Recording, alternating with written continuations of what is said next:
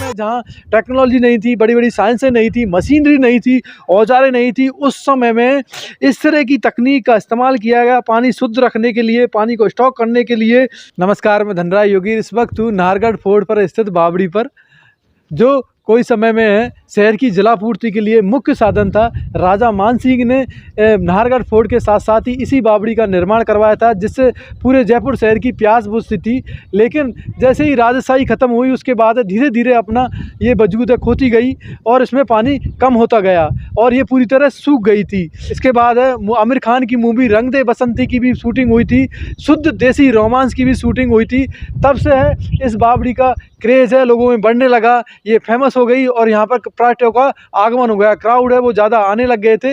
रंग दे बसंती की शूटिंग के बाद प्रशासन ने भी उसके बाद इसकी सुध ली थी और इसका रेनोवेशन कराया, इसको मरम्मत कराई और इसका कलर किया। और जो आप जालियों देख रहे हो इसकी दीवारों पर ऊपर जो जालियाँ बनी हुई है लोहे की, पत्थर की, ये जालियों का बाद में निर्माण हुआ था। सीढ़ी नुमा ये बनी हुई है, अगर पानी कम भी होता तो आदमी नीचे जाकर इसमें पानी ले सकता था। तो सीढ़ी नुमा इसको बनाया गया था। मजबूती की दृष्टि से, स्थापत्य कला की दृष्टि से बहुत ही मजबूत और महत्वपूर्ण ये बनाई गई थी। और इसको इस तरह बनाया गया था कि इसमें पानी है वो पहाड़ों से रिसता हुआ इस बावड़ी में आता था और वो वर्ष भर पीने को उपलब्ध रहता था। और उस पानी को शुद्ध रखने के लिए एक यंत्र नुमा बनाया गया था।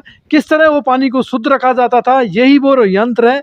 इस बावड़ी के पानी को शुद्ध रखने के लिए पहाड़ों से रिसता हुआ जब पानी इस हॉल के द्वारा पूरा पहाड़ों से पानी आता था। अंडरग्राउंड ये हॉल है, लाइन है, और ये लाइन इस तरह बनी गई है कि बीच बीच में हौदियाँ बनाई गई है छोटी छोटी, जो हौदियों से जो कचरा होता था उस कचरे को वहीं रुक जाता था और पानी शुद्ध आता। और उसके बाद इस हॉल में पानी गिरता था और हॉल को भी घुमावदार बनाया गया है, यानी घूमता हुआ पानी है वो इस बावड़ी में पहुंचता था, ना कि डायरेक्ट, जिससे जो गंदगी है वो यहीं रुक जाती थी। आगे की तरफ पूरा ऊंचा बनाया गया है, यानी कि जो कचरा है वो नीचे बैठ जाता था और पानी ऊपर सन के ऊपर आता था। और फिर वो जाली में जो भी मोटा अगर कचरा फिर भी आ गया तो वो यहाँ रुक जाता। और इस जाली के बाद है वो आगे इन दो हॉलों से, जो आगे हॉल बने हुए हैं, इन हॉलों से पानी निकलता था और वो भी घुमा के हुए, यानी डायरेक्ट भी नहीं छोड़ा गया है, उसे घुमा के द्वारा इस बावड़ी में छोड़ा गया था। तो कहते हैं साइंस की दृष्टि से, इंजीनियरिंग की दृष्टि से इस बावड़ी को बहुत ही बेमिसाल, स्थापत्य कला की दृष्टि से बहुत ही सुंदर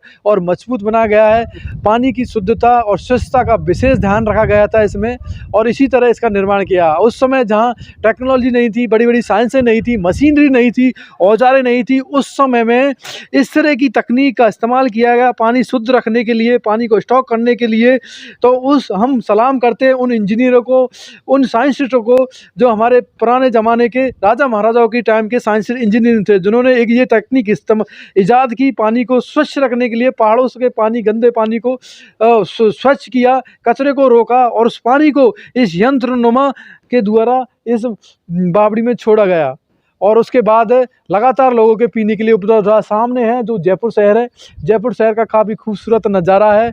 दूर दूर तक आप जहाँ तक देखोगे जयपुर शहर आपको दिखेगा।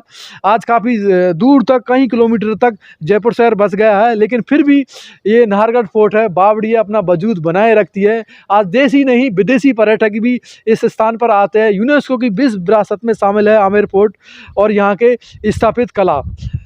तो बहुत ही खूबसूरत स्थान है। आप भी यहाँ पर आ सकते हो, विजिट कर सकते हो और देख सकते हो उस राजा महाराजाओं के काल की टेक्नोलॉजी, इंजीनियरिंग का कमाल कि किस तरह पानी को शुद्ध रखा जाता। तो मैं धनराज योगी DN बाई भट्ट, जयपुर।